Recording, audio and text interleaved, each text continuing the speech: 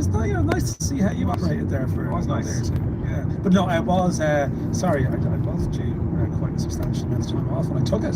It's unbelievable. Really miss my family, Joe. It's And I know family gets a bad rap in this show. You know, Conor McKeown, people have created the impression that you may not like them, but I sort of really missed them. So I said, I'll give you my time when I go home. Well, which I did. Now I'm back. Well, there's quite a lot there for us to talk about. I should say, our football coverage is sponsored by Sky Sports, home of football this season. There are over 1,500 live matches from Premier League, EFL, WSL, Scottish Premiership and more besides. And as you know, I'm sure the new Premier League season starts on Friday. Arsenal against Coventry. Super Sunday is Man City. A little bit nervous after Community Shield showing against Bournemouth, followed by Newcastle against Liverpool. And then Fulham Chelsea is your Monday Night Football. Get Sky Sports on Sky or stream it with Now. I have a lot of topics here. We will have a bumper Premier League preview on Thursday, most likely, with Damien Delaney and Gary Breen. But in no particular order here, I jotted down some things I wanted to get your take on. Some news, some less so. Evan Ferguson to Genoa, that's new. Troy Parrott, we don't quite know where yet. We have a bad 10 days for Shamrock Rovers. We have Kilduff versus Bradley. Do people in the league resent Bradley on his pedestal? That's McLean versus Derry. Somebody there maybe involved in that project with James McLean. We haven't talked about that at the show yet, have we? No. League of Ireland attendance is static or sluggish, adjacent to a full Croke Park, a full stadium. FAI business, they have ditched Infantino, they have ditched for now summer football and aligned calendar. Mark Cannon, we were wondering what was his legacy as he pitches it in Saudi Arabia. We had an email or two in about Cannon. And then we love legacy in Saudi Arabia, of course. Indeed. So, yeah. Irish and Premier League. How are we shaping up for minutes this season? I think I know the answer. We can cover that one in a couple of minutes, I think, at the end. Yeah. So the short chance, plenty there. So Evan Ferguson. Yeah, I don't know if the Genoa thing is locked in. No, as something that it was overnight, and then I saw them that this had been reported in a couple of places last week, but obviously some sort of top Italian report was overnight. Tomasio had the story very detailed, that there was going to be an agreement and what 30% of the wages. So I was like, okay, well then I need to sort of make some inquiries this morning. Just the impression I got was nothing decided yet. He's on the mend, but sometimes you might get the green light. Yeah, it's happening. I get the impression that's maybe not locked in here, but not in such a way that's like this won't happen. It just was obviously very much reported in such a way. And look, that could just be you can have agreements between clubs, but the player may not have decided. You know what I mean? So I just got the impression there was a bit more to run, but we should see. I would say, speaking to Hamer in Canada before the World Cup started, he gave he's quite honest with these things. Maybe people would say too honest sometimes, but he gave a negative enough prognosis of Ferguson's timelines for recovery. So it would be great. I would welcome it if he was signing a club, and because he's ready to play now. I get the impression he's still a little bit on the comeback trail. So we'll see about that. It's possible. I'm not sure how we would feel about it, but I sort of feel like Evan Ferguson now doesn't see him play anywhere and have no injuries. I'm not too concerned about the level. Hamer said in June there was more damage against the ankle again. Yeah. Is this all down to that tackle? The Fabinho? Well, the Fabinho one. Sorry. No, I think there is definitely a piece here. You see, Gavin Bazuna is struggling very badly at the moment. There obviously is a thing here about players who begin at 14, 15, 16, 17 and play a lot of football early. You kind of wonder, does it make them more susceptible? Well, Hamer said June, more damage than the doctor thought in the beginning. So fully fit, we're talking maybe September, October now. Yeah. But you never know. I hope they don't rush it.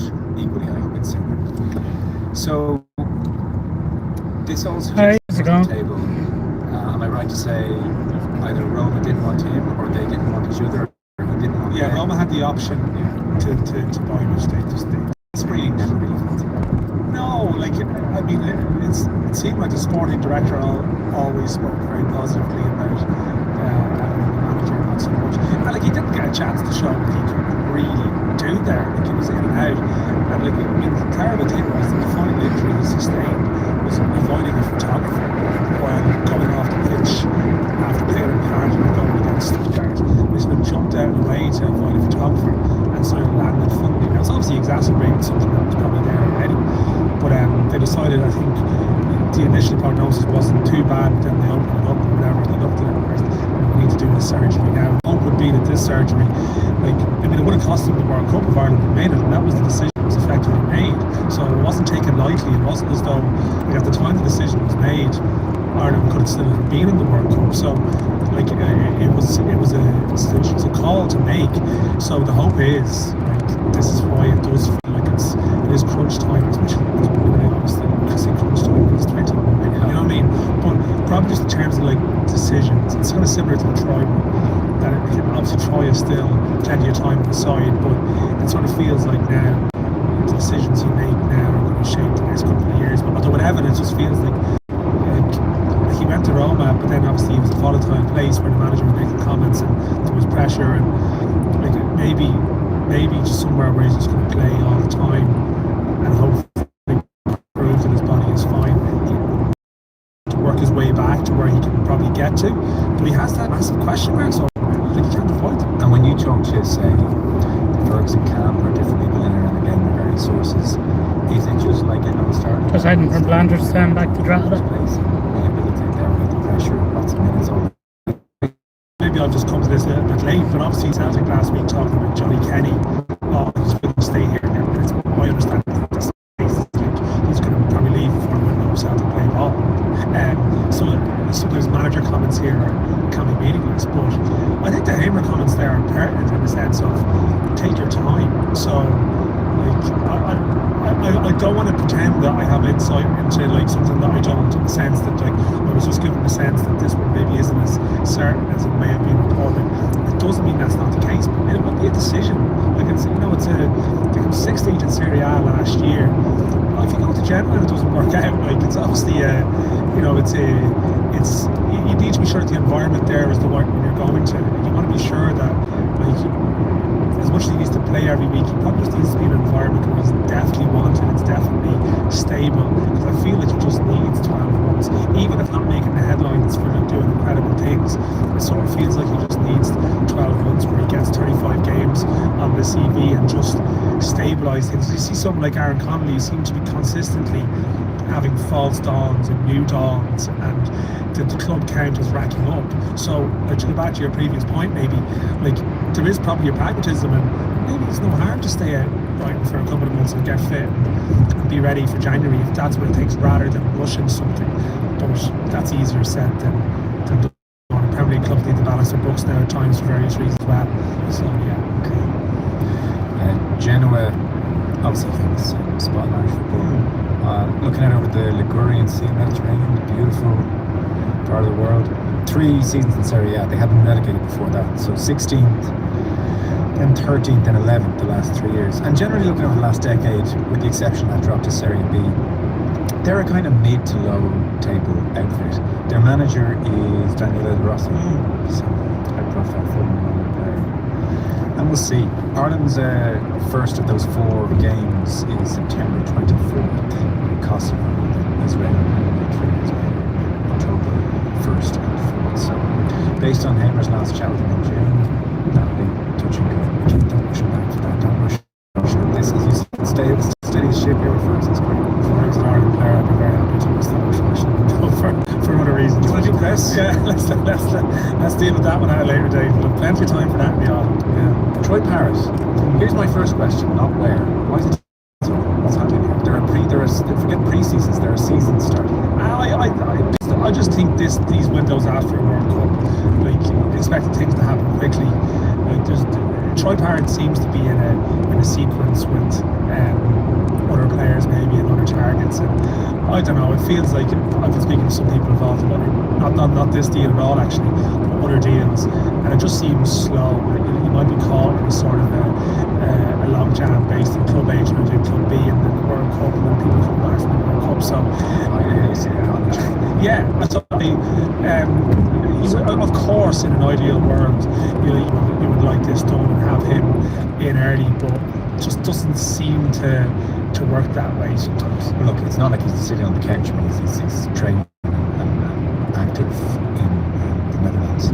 What were your thoughts on West Ham, and what were your thoughts on Real Betis when you saw the reports? Yeah, well, the West Ham one, it seems like Perro from Leeds looks like he's on the way, which I will be honest, this is a story I haven't really been working, and I know Kevin Palmer's been doing some stuff for us around it, about the West Ham, the Betis situation, as have others.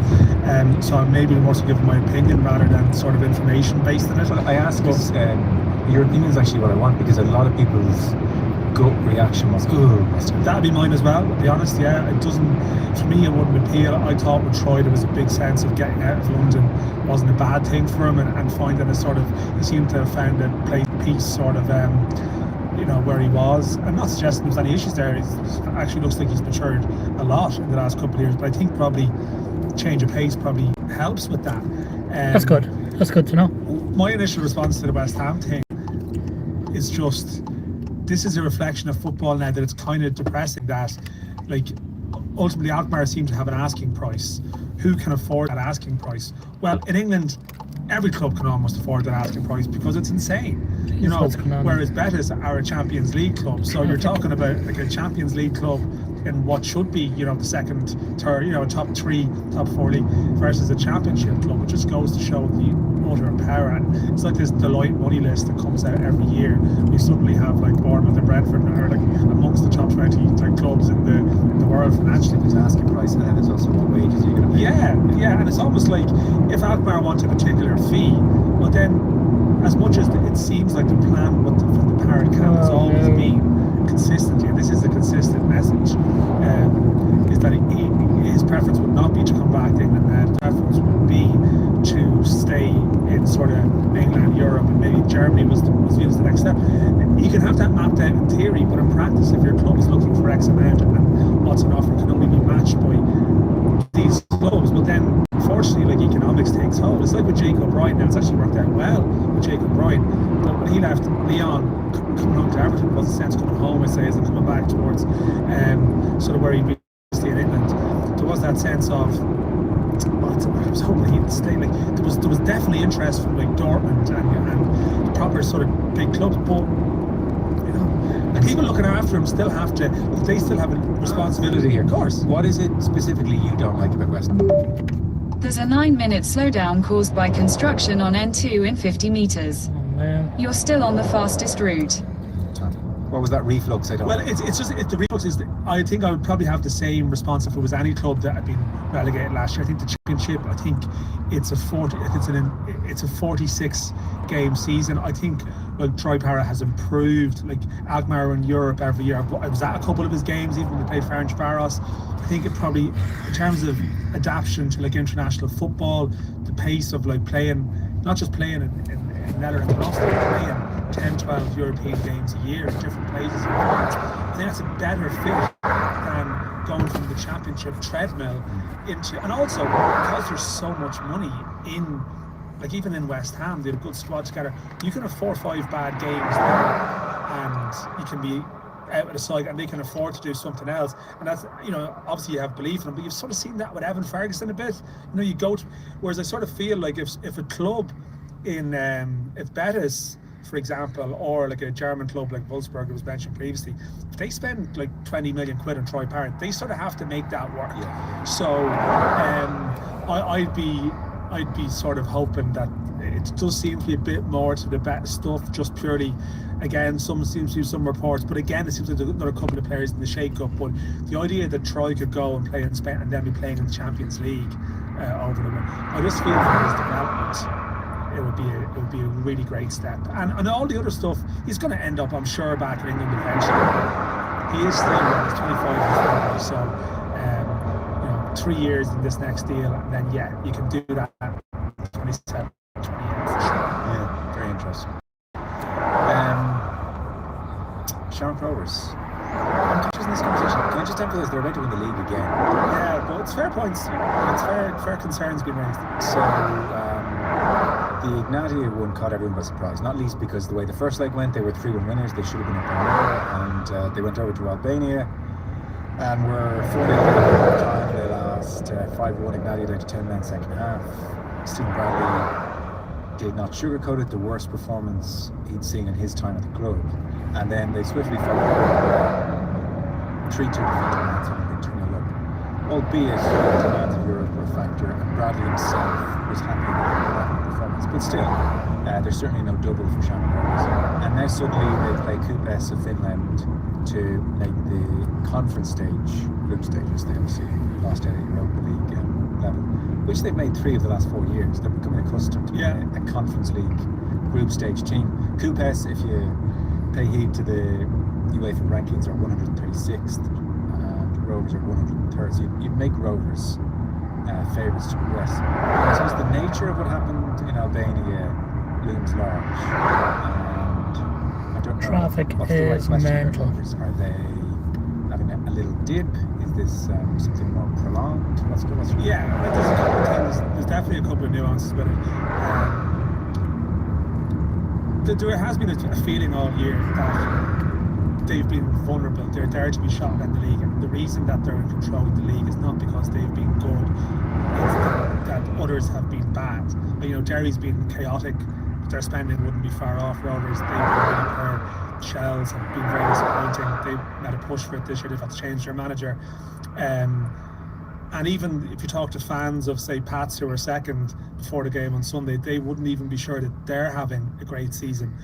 Rovers have just been doing enough. And while, there is a tendency sometimes to take every result, like any individual, and this can happen on the good side of the equation too. You know, Rovers win in Portugal, Ireland's in a great place. Rovers losing, these are cup games, these are not good games. But I just feel they haven't really been really impressive this year. And I think in Europe, some of their deficiencies have been exposed in a way that they're not being punished week to week. And while I think last Thursday, I didn't see Bowes Midtjylland. Apparently they were very good. They had 2 goals disallowed early, but they actually performed very respectably. And you got the sense that and Irish clubs in Europe always have to perform above themselves. Shells, Ajax, they could have been pummeled in the first leg, but apparently, saw that they played very well in the second leg. And again, they went up a pitch as you need to, and those 2 are very tough ties. Rovers, the vibe I get is that, I think it might even be a feeling in their camp, is that they maybe just showed up in Albania expecting that they would just get it done. They had 6 players aged 30 or over on the pitch in Albania in 30-degree heat, and they played Jack Byrne, Graham Burke, and Dylan Watts, who would be like 3 real ball players.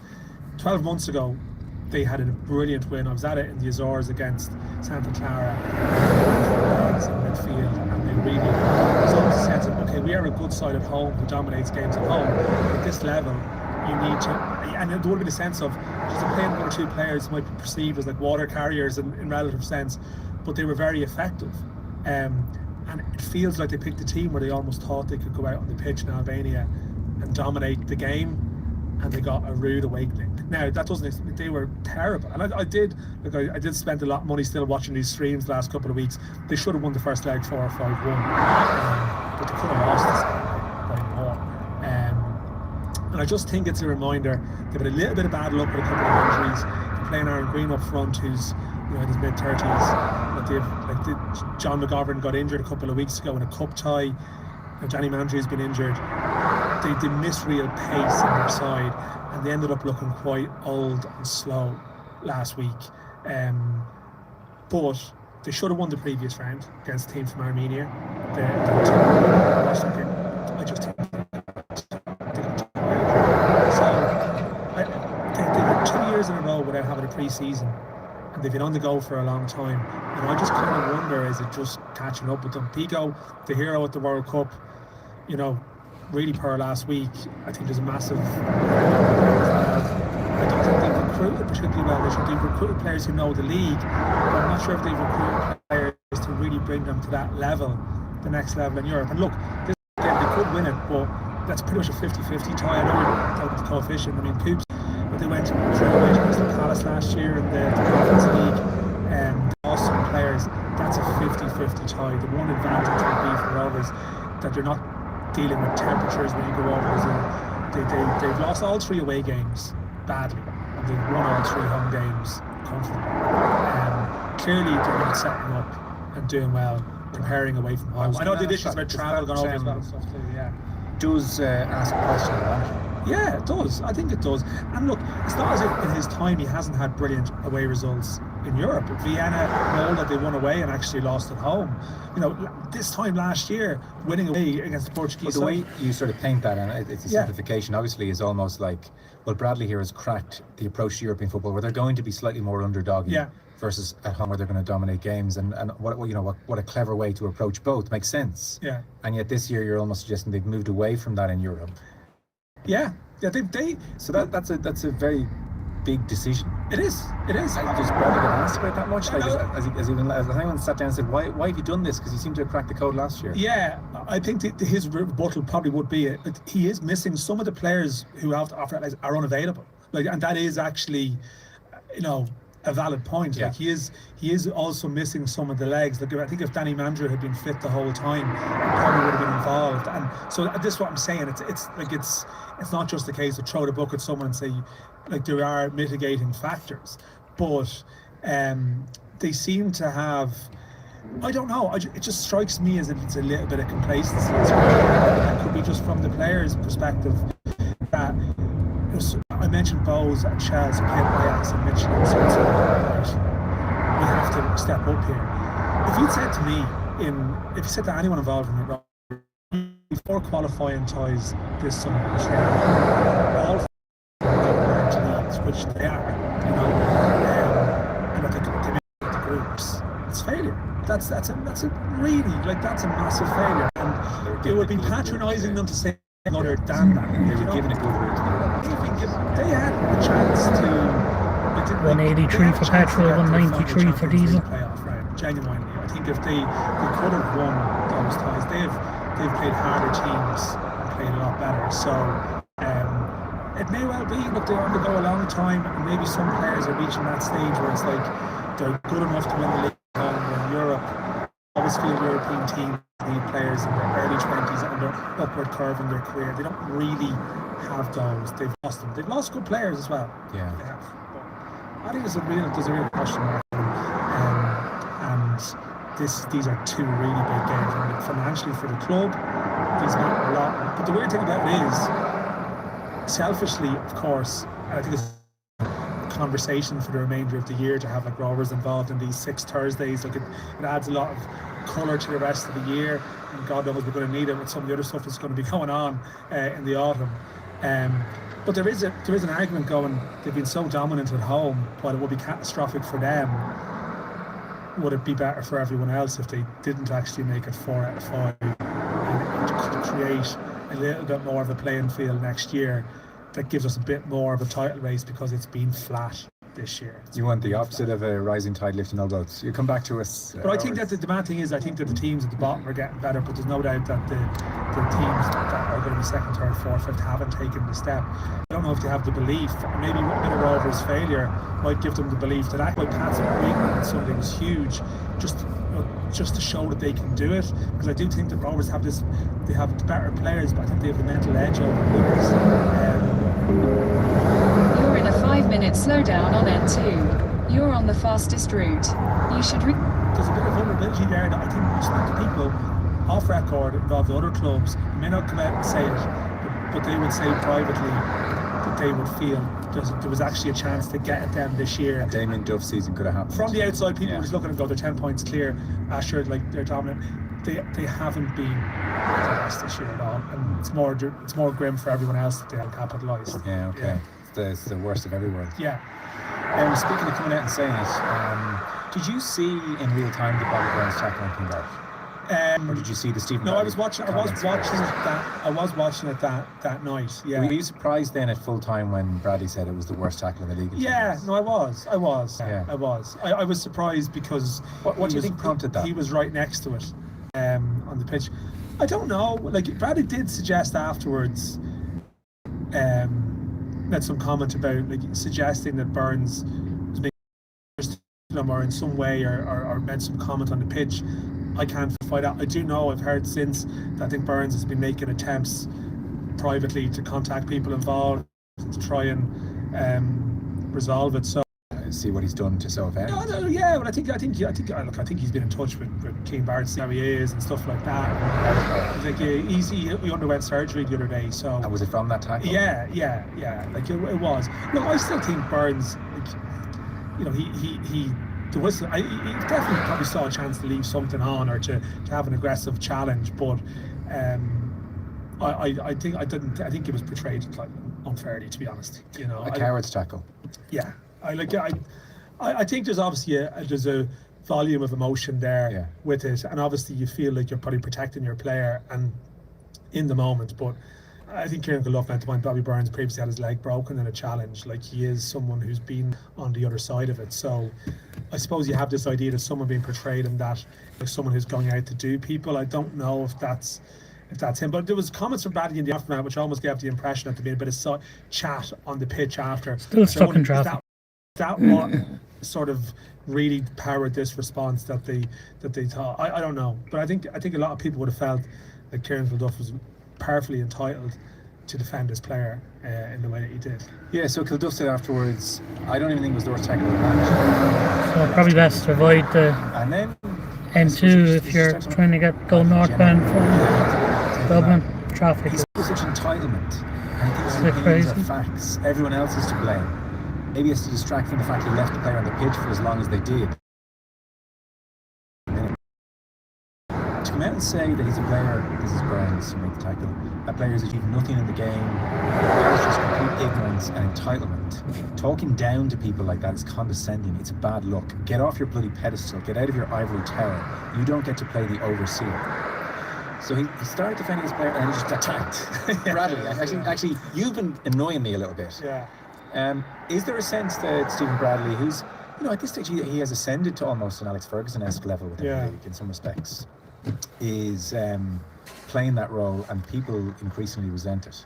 Yeah, like I mean, Damien Duff obviously made similar comments when they were feuding. You know, what was Duff said?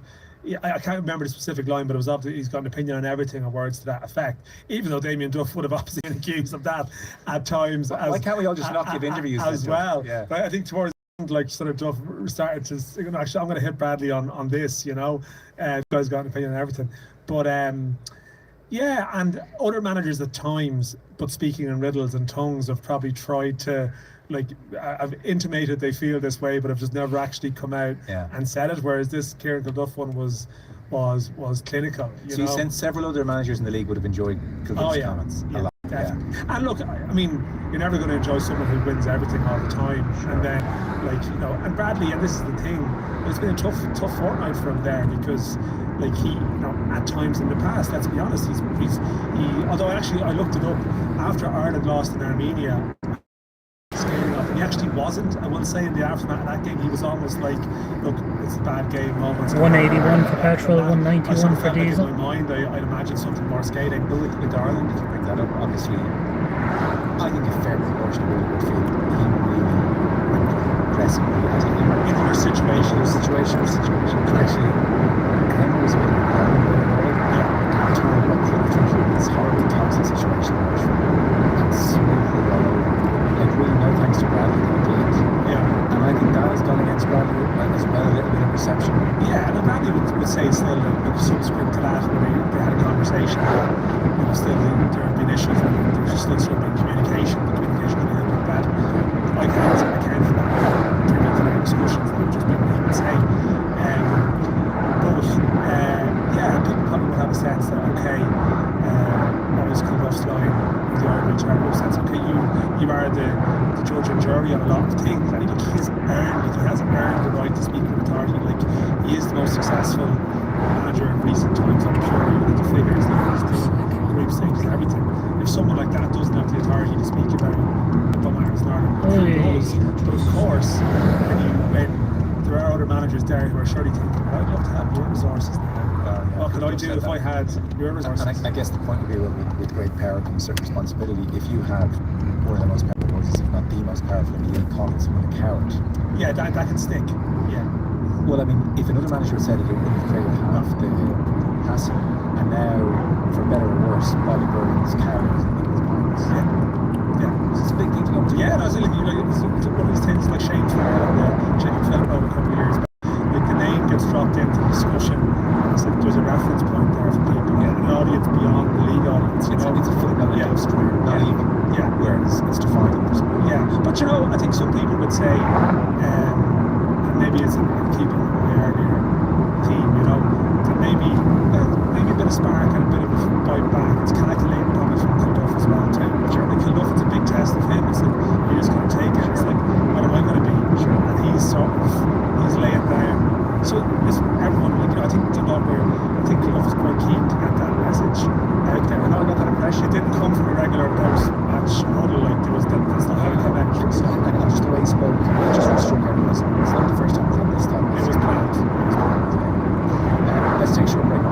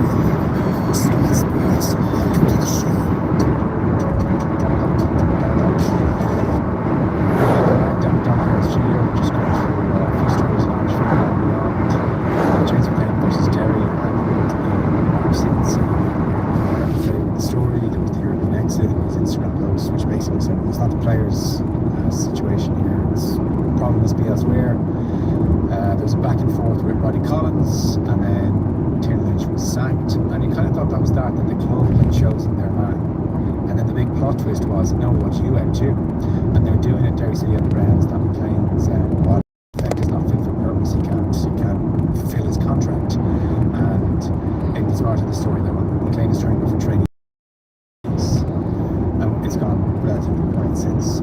So first off, you and James McLean have worked in his imminently available autobiography. Yeah. So you were in Team McLean, and you're going down with that ship no matter what. Yeah. So I mean, is this? Are you Eamon Dunphy? Yeah. Is he your guy? We haven't spoken about this on air, have we? We've spoken about the odd time off. You've told me several times. But you have to declare the interest. Yeah, I have to. I have to, because like I've been doing this. I've been up to going to the World Cup for the previous year.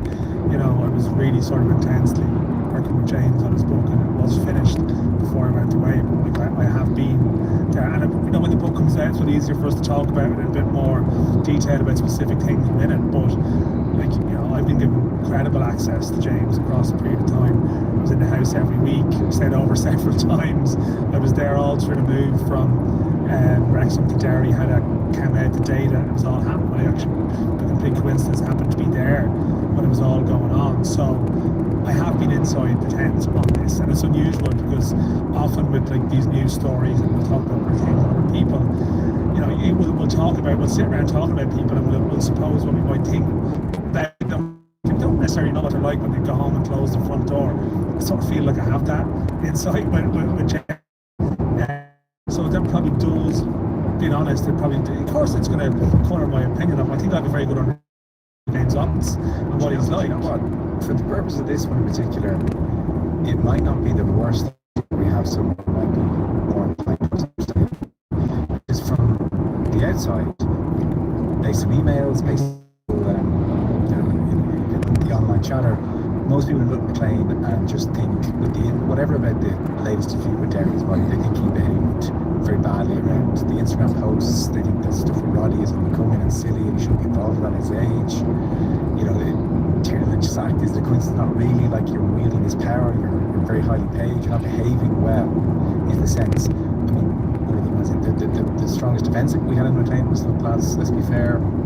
He's gone public, there's an autism diagnosis. Who knows how that interacts with this crazy world of football? And that's a valid point. But again, I don't know the details of his specific diagnosis. But in the main, most people are not looking favourably on McLean. Yeah. So yeah. By all means, you want to give a different slant to it. It's funny though, it feels like at the start, a lot of people weren't looking favourably on it. I feel like maybe towards the end of last week I saw Doyle had a piece and a few people, Garrett McGlynn and Derry was speaking, and a lot of people have started to maybe look at it, and maybe there's conversations they're having and they're hearing things.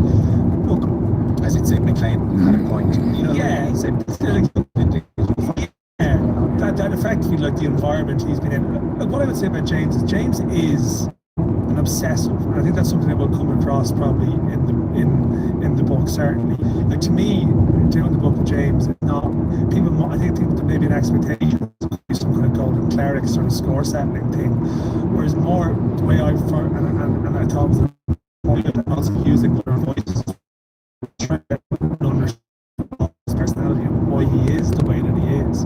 Like James gave up a lot to come home. Like he was not under pressure to come home. Financially, like, you know, it would have probably done more sense to stay where he is, particularly if Wrexham got promoted, which they very nearly did. And he came home with all the best of intentions to come back to Derry. I would have been there, you know, when a lot of this happened, and being privy to conversations about sort of, you know, players that were going to be signed and things that were going to happen, you know, which didn't happen. And there might be that burning sense, and there's no doubt that as well that his, you know, his body has been an issue, and he probably couldn't believe when he came back how he was probably struggling on the pitch, you know, in that respect. And it was obviously pretty built up into being such a thing coming home, and it probably was this sense of like glory of the local boy coming home, that it's actually just ended up being the biggest like disappointment of his life, and it's eating away at him 24/7. And sometimes there are people who are great at sort of managing balance in their life, that they can be annoyed by something, but they can still go away for 2-3 hours and do something else, or play around the golf, or, you know, go for a couple of pints in somewhere. He doesn't do any of those things. Like, you go into his house every day and he's just training consistently. In fact, since he's moved home, he's training more because he has a home gym there. So you would speak to, like, say, Erin, his wife, and be like, you know, how are things today? And he could have gone like 2 or 3 times that morning. If he has an hour and he doesn't know what to do, he'll go and exercise. That's what he does. That's how he clears his mind. We've had conversations previously. You get a great benefit from like exercise and like clearing the head and stuff like that. That's sort of his mindset constantly. And I think, look, James there's a pride there. He's come home thinking he was going to be something. It has been disappointing. He's probably seeing things day to day that are really disappointing, and he's itching to tell everyone about it. Now, this is where he needs to have done better, and I can't defend some of the social media stuff. I just can't. And people around him, I know, have been hammering on some of the social media stuff. But you know, I know you mentioned the autism aspect of it, and I don't do that too. No, and we've been. I would say even yes, yeah. Because initially we didn't mention it, and someone said, "Well, it's not fair to talk about McLean and not mention it." But equally, I don't stigmatise autism. Yeah. Like, well, look, it's all the autism, clearly. Yes. That's very unfair. Yeah, it's easier to have this because there's obviously in the book sections about that, and it's actually something that we spoke about. It's like you don't want to use it as an excuse for things, but also you cannot avoid the fact that, like, there is an element of regulation of emotions and structure and routine and a lot of these things, and there's a pattern through his career that when he's in a stressful, unstable environment, that's when he lashes out more, you know, and when there's a degree of certainty day to day, the emotions are a lot more level. But then when it's in a place that it's a lot more volatile and unpredictable, then you know, these instances happen. And you know, he is wired. James, I think the honourable piece at the weekend, he is a product of the social media age of footballers, an extreme where if something gets at him, it will eat him up for the, and he feels like he needs to react to it, you know, in a way that other players just would not do it. You know, they show a different face of themselves to the world. James will just say what's on his mind at that moment, and it's not always right, and it's not always maybe from the most rational place, but it does come from like a genuine place. We all, like, how many times that we all have our impulses and say things and get stuff wrong. Like, the way he's wired, it's just he reacts and he reacts and he reacts. I just feel a lot of sadness about the whole thing. And where I would defend him is, where I'm defending him is knowing how, like, he came back with the best of intentions, and he, like, this portrayal now, and it's in a place now where it's about, oh, it's about money and it's about this and it's about that. Like, you know, he wasn't thinking of those. He was coming home. Like, it was meant to be a glorious homecoming. Yeah. And now, like it's a situation where, like, we're not good in this country sometimes with, say, keeping people involved in the game. Like, he's someone who's moved his family to Derry. He's had amazing success in his career. Played 100 times for his country, and is he going to end up being a sort of a pariah? It's a doesn't happen, you know, and like you understand the player that you. Like, it's a big question mark. Did Derry do a medical when he signed for a club? Like, that's a big question here.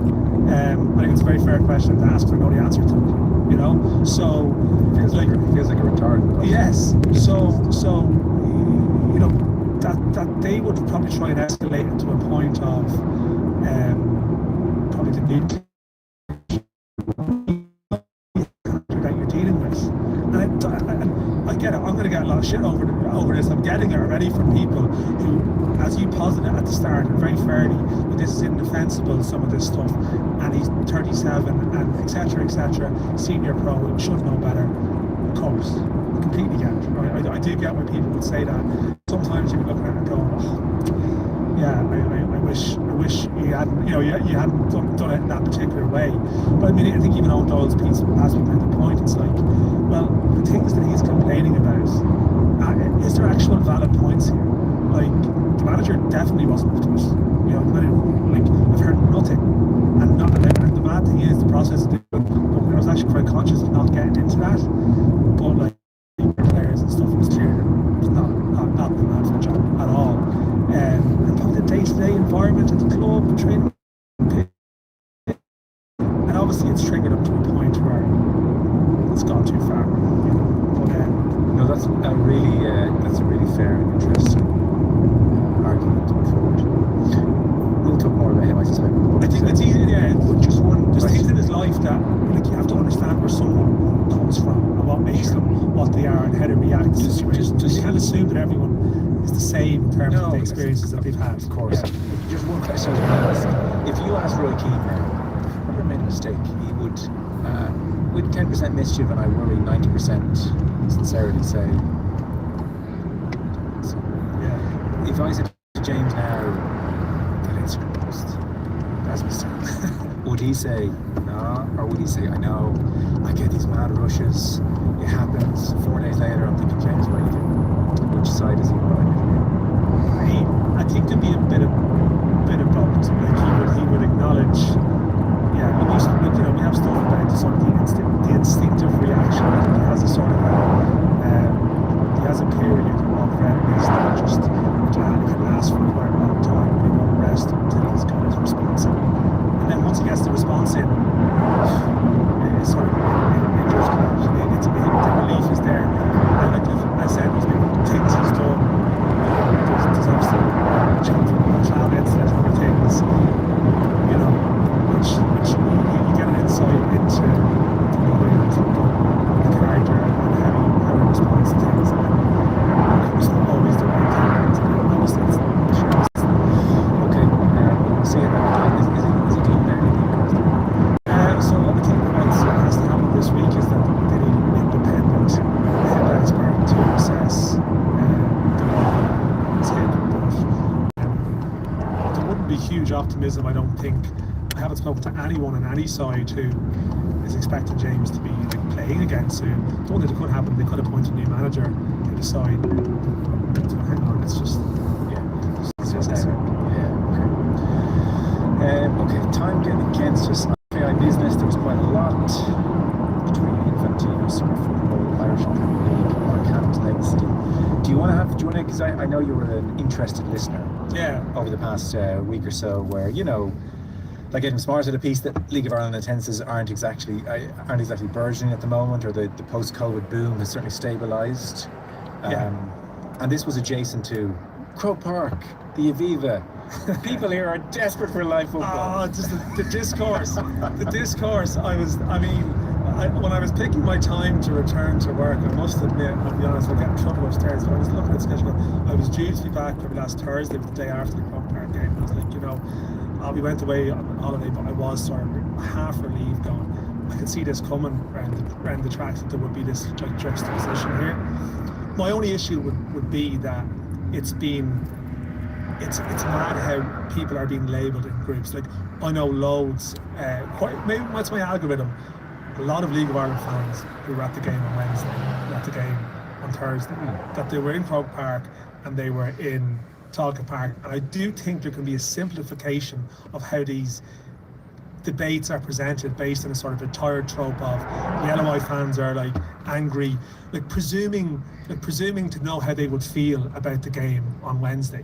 Like, the silent majority of people who go to League of Ireland games are avid fans of Premier League clubs as well. I know multiple examples of it, yet I sometimes find myself reading this culture war that I don't think really exists. 181 petrol, 189 diesel. Example of people thought it's a disgrace last week. It's really small. It's really small minority, you know. And part of the probably resurgence of the league in the last couple of years has been built around a degree of confidence. Like, confidence is an attractive thing, and I just don't think, like, juxtaposing like 80,000 people at a game on Wednesday versus like 5,000 on a Thursday, and what's it say? It's like, what does it say? Man U Leeds, right? What does it say though? It doesn't say anything to me. No. I have no problem with the event, and you might think I would have some stance against it. Like Man United are like my only sadness about that game. It reflects the massive interest that there is in football in this country. A lot of people are travelling for these games too, I would say, particularly the Arsenal Betis one. I will say about that. But like, I think there's loads of English fans who travel. But I'm sure if there was 150,000 seats for Man U in Croke Park, reasonably priced, which maybe they weren't, you'd have a chance of selling them over 2 nights, like Oasis or Garth Brooks or something. My only issue with that, and it's not having to go with anyone, because let's be honest, the GAA have stepped up, and they've got money for it, but they've hosted Galway United and Derry City games this year. So we are not on the day where GAA grounds are closed to football only for this event. I have an issue if that was the case, but it's not. Like, my only issue is that you have this huge event for football and no money from that will effectively benefit the game in this country at all, and that's unique compared to it. But these, like, I think there was games in Stockholm. Like, you go to countries.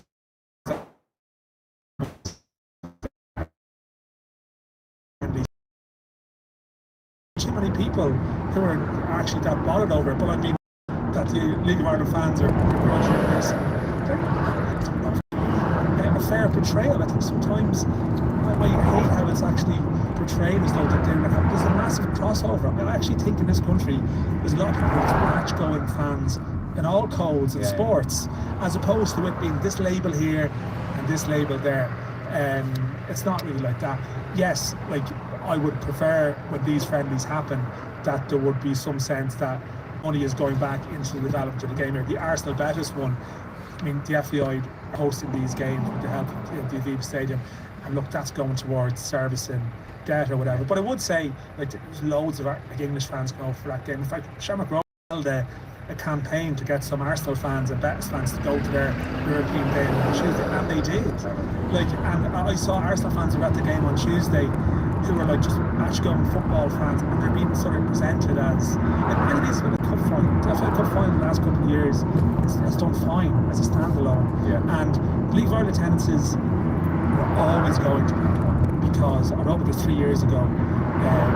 We're at the stage now where pretty much all the clubs this year are within the same sort of average that they were, and on the run in generally the averages will go up this summer World Cup. I wouldn't be too alarmed I'm alarmed generally because, yeah, this is the limit of what can be achieved. Like, this is, effectively, with the exception of probably Rovers and Tala, that's why they're getting a bit of scrutiny.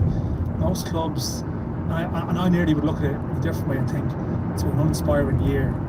It's been, it's held up. And the idea, I still have this moment where like 5,000 people attending Pat's Dairy or whatever, it's been used like pejoratively as though it's a bad thing. I'm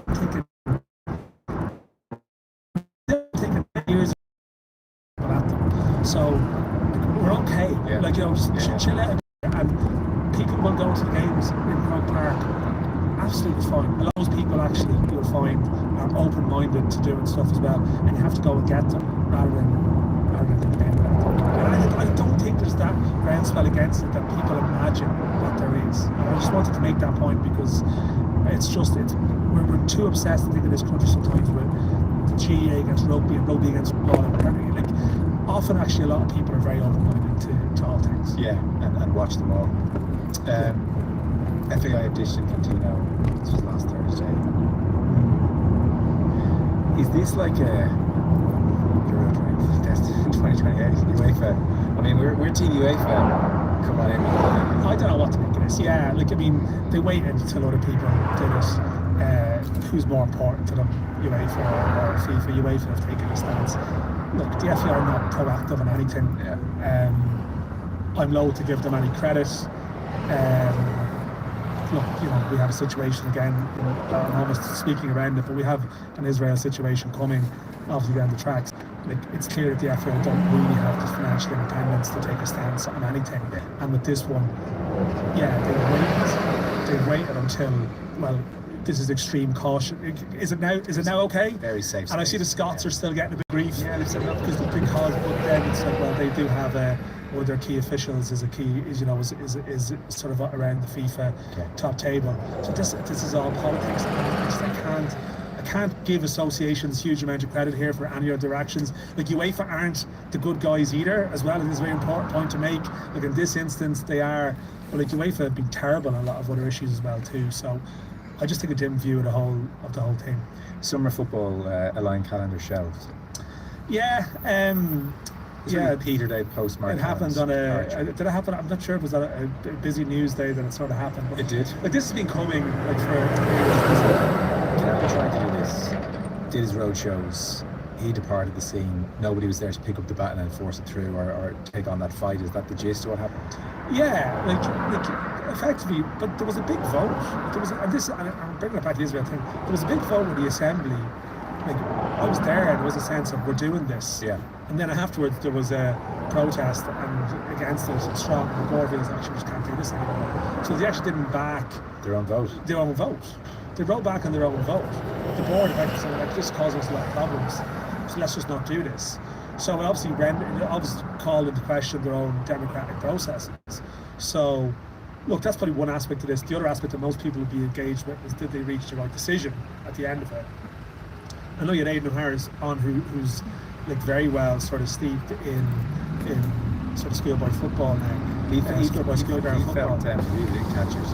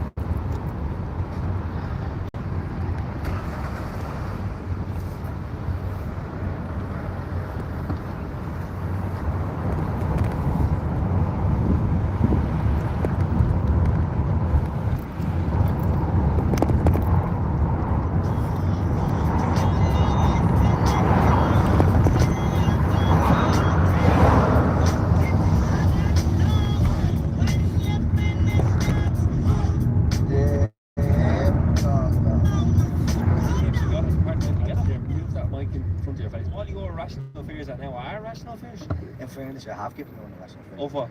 Very forced on my match. Maybe fighting the card. Istanbul. But they come in there. Especially now, see, I'm going away with the centre boy. Mike's on now. Yeah. I'm going away with the centre boy now.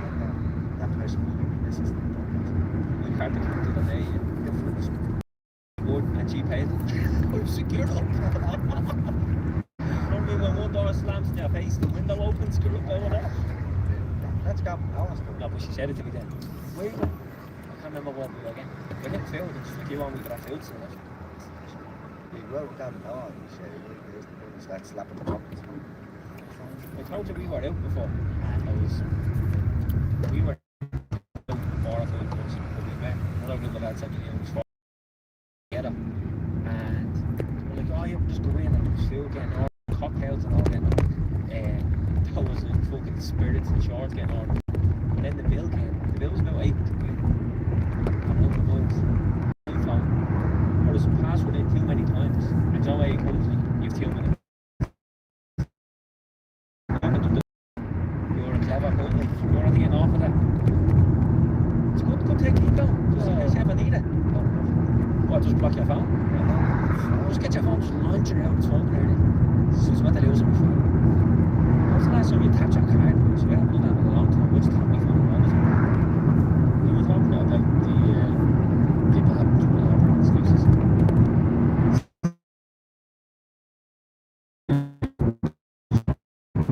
Straight off the record, straight through the stretch. That's what I says to myself. It's your reply, just D6. I don't even need to.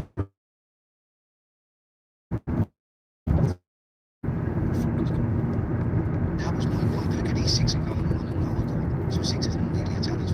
Or 6 for a minute. So that's why, what did I reply? That's exactly what I replied. There was 4 messages in a row, and I replied to that one message. That's a box of babies now. No, I replied to That's bumping my head, lads. Yeah, that. just E6. He says that right, you know, laying on a What right. E6 true? No, you won't. Yeah. Must you won't. Yeah. I didn't buy the wings. You know what? It's had to come off the go now, Carl. I own leg and I sent them to the rest because they're close. Yeah, they're flying off the shelves. Yeah. The reduced. You get so many messages. Yeah, they went down in to get wheat mixed straight there. I've eaten 5 meat mix last week, and I don't think it's good. I what? Yeah. What about the episode, boy? Just twice. It's just in there somewhere. So we have to go and get a bone now. Is that what you were saying? I own a lot of money, and I'll tell you why, because there's so many comments on all the social media posts saying, "Don't for Weetabix now." Yeah. You know, so imagine the, all you need to do is plant that in someone's head. We bought Weetabix. I haven't had Weetabix in 12 years. And she made me buy Weetabix in Little. And then she's like, hold them walking up the road. No, because they wouldn't fit in the bag. I was going, no, holding them, you mad. Under the problem with a jacker over them. Is anyone shouting Weetabix at you? Oh, stop, will you? You fucking mad. This is worse than real go. I was getting to go right in the big town to bad. This is worse than cannibal. This one. You know what I think is mad? I know it back at me. Look now, he's panicking having the E6. You think I'm not going to be 6 feet? I'm going to Now, we speak about the amount of comments people saying, my 2-year-old history. My 2-year-old history. My 2-year-old history. Wouldn't say that. Why not? I'm so weird. Well, you say that he was be bigger. See, now, do you know what? This is allegations now. So, like, when I passed the test, I'm going to go, they were small. Parents, I feel like I could eat fucking a whole sleeve of them. This is my point, though. That's the size of the arms. Where I think you misread the size. I swear to God, though, I'm convinced you misread it. Because a lot of things have shrunk over the years, yeah. It's inflation. Star bars, Mars bars. Everything. used to be like every day. Tango twisters. Tango twisters are tiny now. Weetabix definitely bigger. I'm going to disagree with you on that. I actually can't believe I'm sitting on my fucking podcast eating. What a time to be alive. I'm a bit jealous. And I don't think it was. Do you know what's hilarious? You always think this is going to be good content. It's going to be 6 months. It's like And money. all around the episodes and things, so. Well, if you do, then it won't be very good. Exactly, that's my point. No, I'm going to do that. Phil. Do you want a ball, Pal? I wouldn't mind. Oh my God, just all over the floor. Jesus Christ. That's all. You can't even count them now. When you had the ball in that. No. There's a few there. I'll get us a ball, will you? Please. I'll drink look at me. Yes. No, but it's trouble, right? That's a free. I haven't been had to didn't know I was going to this one for free. Do you know what's hilarious, right? Listen to me out. I'm going to eat this, right? I'm going to be full to the brim on the 6 Weetabix, right? I'm going to have to go train It's all going to be cut. It's just going to eat 6 Weetabix. Let's see. So you said, what be still paying for? The point is, you said last week you could eat 6 and go for a run and it wouldn't fill it. No, obviously sometimes you feel it, but I said, maybe I'll let your friends back. I'll be out there. Because I'm at the 0.7 in by accident. 6 in a slim. No sugar on this guy. It's going to take a lot, no? I don't think it's going to be enough milk for you. And orange. This is a heavy bowl. Orange, you know what I usually do as well, bro? Heat the corn things up. Do we do cheers? I'm not going to sugar, but cheers. We go and get sugar, man.